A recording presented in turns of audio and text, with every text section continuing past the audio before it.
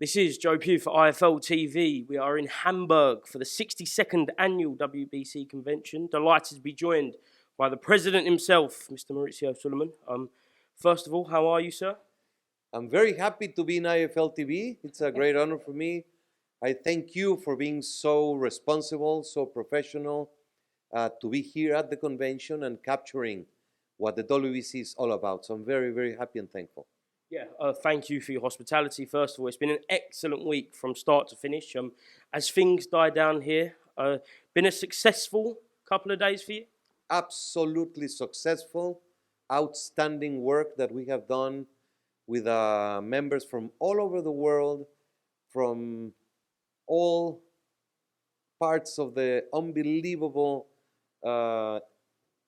different cultures, different types of organizations and presentations. We have done so much work with a great boxing plan, action plan for 2025. I want to start off with two bits of news announcements that come from Tuesday. The first one, the plans with His Excellency Turki Al-Sheikh and Riyadh season for a tournament, something that we've never seen before, the likes of what was kind of being explained. So from your point of view, when are we going to get to see this tournament, and have you got any other further information?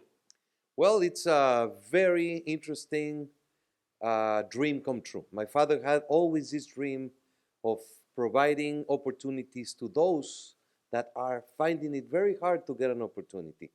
Riyadh season, through His Excellency Turki Al-Sheikh, have done an unbelievable job to create a new era of boxing.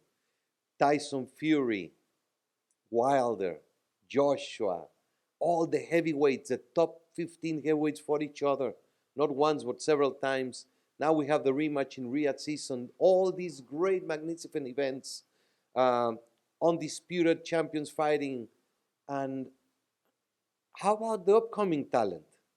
So this is the upcoming talent World Grand Prix by Riyadh season. It is the opportunity for young fighters that are of a very good level to showcase and to become, to have the opportunity to be the next superstars of boxing.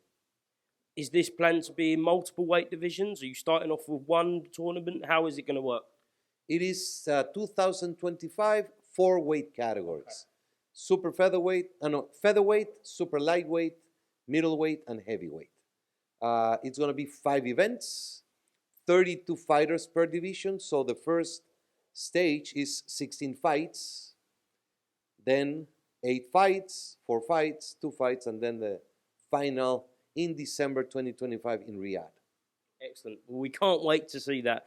Another announcement, and I spoke to the people at Klitschko about a new glove that you are on board with for cruiserweights, bridgerweights, and heavyweights, and it's a 14-ounce glove. So, yeah, could you just explain your thoughts behind this and why we're taking these steps for 14-ounce gloves? It's 12-ounce, actually. Okay. Sorry, 12-ounce. 12-ounce. The history of gloves is very clear but unknown to fans, media, and even boxing people today, because now it's what happens.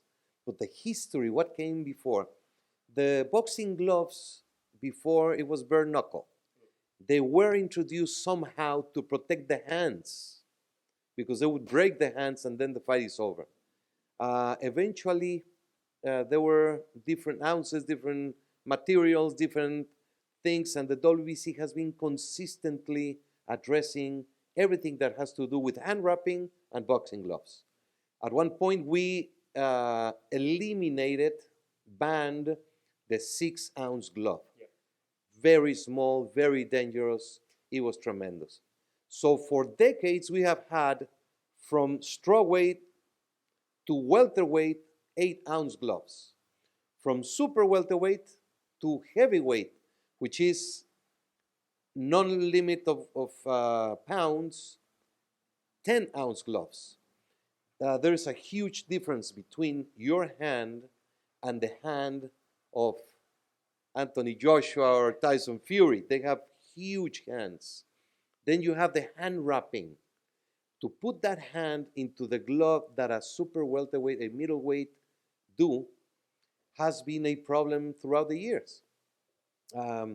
Some fighters have started asking for production of a bigger glove by brands so they can fit their hand, but that sacrifices the safety features of the glove. Also, those fighters who do not have access to ordering special gloves, and they have to use the regular 10-ounce gloves. So we have developed this year a model which is a 12-ounce glove, very large, with great space to put that big hand with the hand wrapping and maintain the safety features.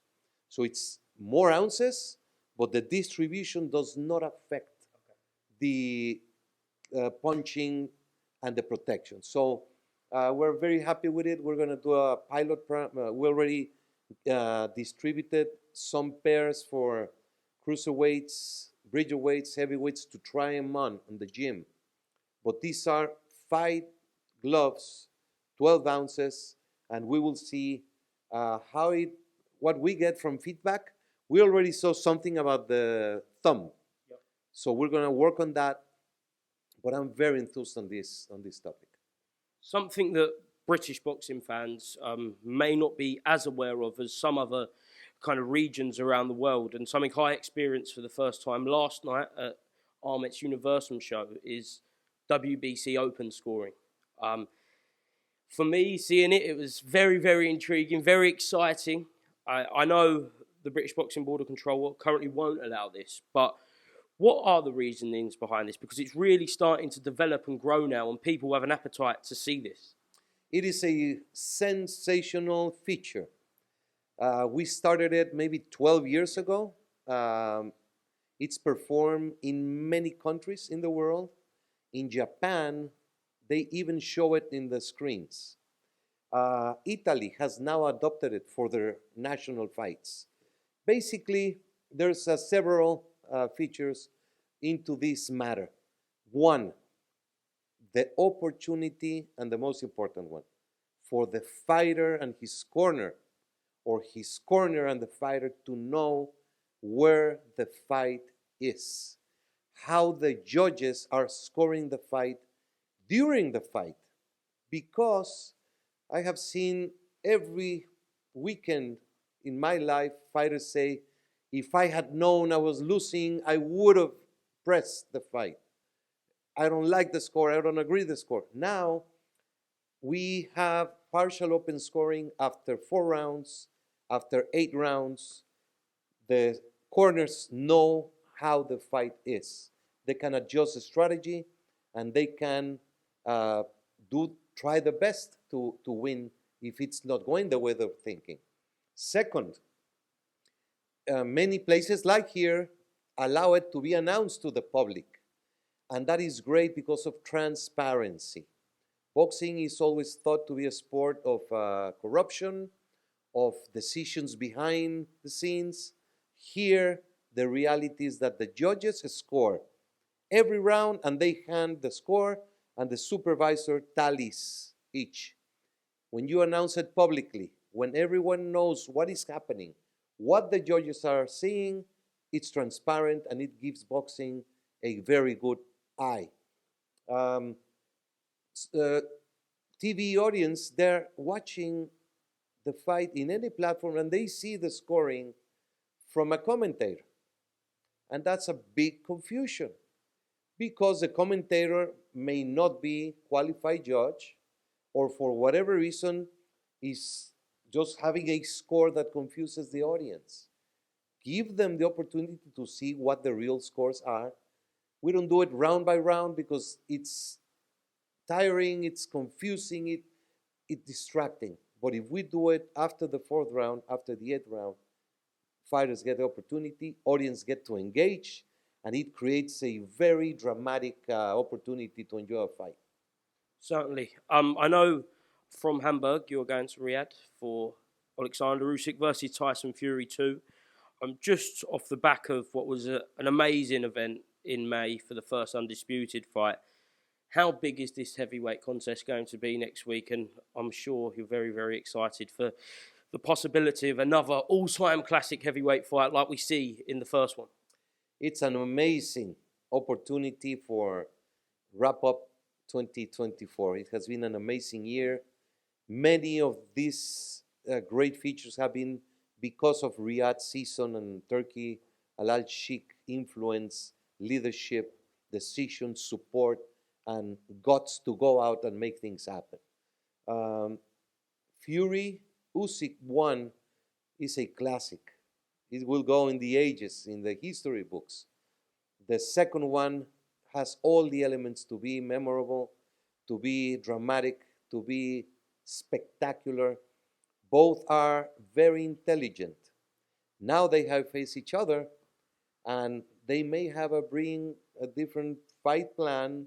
They know what to look for. They know what they did wrong. They know what they can do well. It's going to be very important, very interesting to see what happens on December 21st. Last week, February 22nd, got announced in Riyadh. Widely regarded as one of the greatest cards to ever be made. I think there's 3 WBC world title fights and 2 interim titles. We've never seen the likes of that before, and that's just another sign of what His Excellency is doing. And when he brings you those cards, when you talk about sanctioning these fights, you must be amazed that all of these fights are going on one card, right? Yes. I mean, February 22nd is going to be one of those that will be remembered in the history books. Look, just like 50 years ago, we still talk about the Rumble in the Jungle. Don King put a high bar for promoters. During a couple of decades, he would put 3, 4, 5 world championship fights, and of great level. Mike Tyson, Chavez, Azuma Nelson, etc., etc. This time we have a huge rematch, Better yet Bivol.